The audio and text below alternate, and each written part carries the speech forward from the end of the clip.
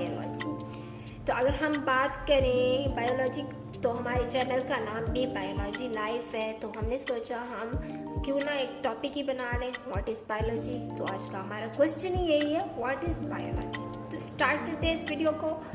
उम्मीद है कि आप लोग हमारे चैनल को लाइक करेंगे, सब्सक्राइब करेंगे और वीडियो को एंड तक देखेंगे। स्टार्ट करते हैं। What is biology? बायोलॉजी क्या है? The word biology is derived from the two Greek words.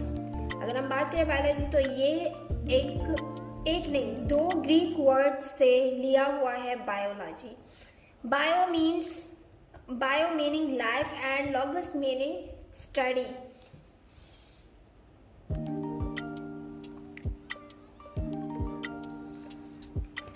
तो बायो का मीनिंग है लाइफ और लॉगस मीन स्टडी। तो हम बायोलॉजी की स्टडी करने जा रहे हैं। सो दस बायोलॉजी मीन्स स्टडी, लाइफ की study, the study of the science of life living organism. हम इसके अंदर लिविंग ऑर्गेनिज्म की बात करेंगे। तो आगे देखते हैं क्या है व्हाट इज लाइफ। जिंदगी क्या है? A set of a character that differentiate living things from non-living things like metabolism, genetics, reproduction and response to different stimuli etc. अगर हम बात करें ज़िंदगी की, तो हमें बायोलॉजी क्या सिखाता है, किस चीज़ को क्या करना। जैसे कि नॉन लिविंग, जिनमें जो सांस नहीं लेते उनको अलग करता है, नॉन लिविंग को अलग करता है, लिविंग थिंग्स को अलग करता है, हमारे जो केमिकल्स हैं उनको अलग करता है, रिप्रोडक्शन करवाता है। ऐसी बहुत सारी चीज़ें हैं, जैसे जेनेटिक हुआ, तो किसी चीज़ में चेंज आना, किसी चीज़ को चेंज करना, अलग करना, उसको ही कहते हैं बायोलॉजी की ज़िंदगी।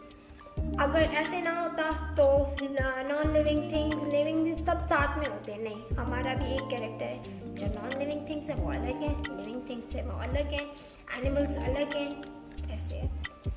Biology definition. अब है हमारी बायोलॉजी की डेफिनेशन, हमारा मेन मकसद। The natural science that deals with the study of the structure, function, growth, origin, evolution and distribution of living organisms. तो हमारी डेफिनेशन क्या बता रहे हैं? ये तुम्हें बता रही थी कि बायोलॉजी एक ऐसा साइंस है, एक ऐसी नेचुरल साइंस है जिसके अंदर हमें ये पता चलता है कि जानवर की स्टडी कैसे की जाती है, उनका स्ट्रक्चर हमें बायोलॉजी से पता चलता है, उनका फंक्शन हमें बायोलॉजी से पता चलता है, उनकी ग्रोथ, उनकी ऑरिजिन, उनकी इवोल्यूशन कैसे हुई थी, उनको कैसे डिस्ट्रीब्यूट किया गया था, ये सब हमें कहाँ से पता चलता है? बायोलॉजी। अगर फंक्शंस की बात करें, स्ट्रक्चर की, वो दिखते कैसे हैं, लिविंग ऑर्गेनिज्म दिखते कैसे, हमें कैसे पता चलता? बायोलॉजी की वजह से हमें पता चलता, उनकी स्टडी बायोलॉजी में हुई है। फंक्शंस, उनका काम क्या, इंसान क्या करता है, जानवर क्या करता है, दूसरे बहुत सारे जीवड़े होते हैं, उनका काम क्या होता है, वो कैसे बढ़ते हैं, उनका ग्रोथ हमें कहाँ से पता चला? हमें बायोलॉजी से पता चलता है कि बढ़ते कैसे हैं। अगर बायोलॉजी नहीं होता तो हमें पता भी नहीं होता कि ये बढ़ रहे हैं या नहीं बढ़ रहे। एवोल्यूशन की कैसे हुई, कहाँ से आए हैं। और डिस्ट्रीब्यूशन की बात करें तो हमें ये पता है कि सारे जो भी एनिमल्स हैं उनके एक कैटेगरी है, उनको डिस्ट्रीब्यूट किया गया था एक ज़माने में, वहीं से बायोलॉजी स्टार्ट हुआ था।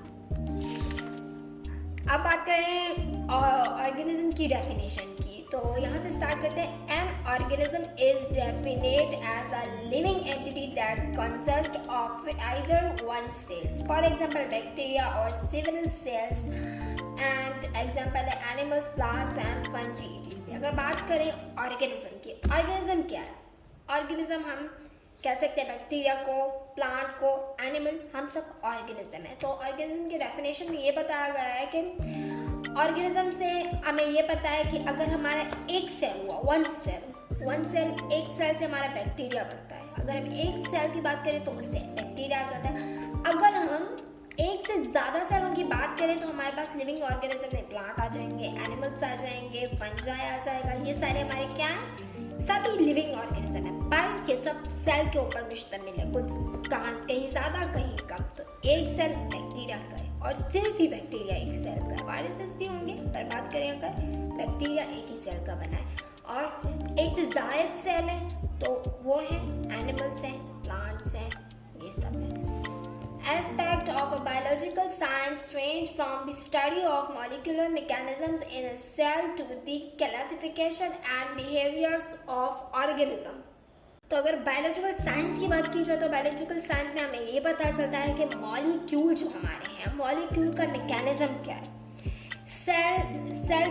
सेल्स के बाद अगर बात करें तो क्लासिफिकेशन क्या है, हमारे क्लासिफिकेशन बिहेवियर्स ऑर्गेनिजम्स के क्या हैं, तो ये सब हमारा क्या बताता है, बायोलॉजिकल साइंस के अंदर हमें ये पता चलता है।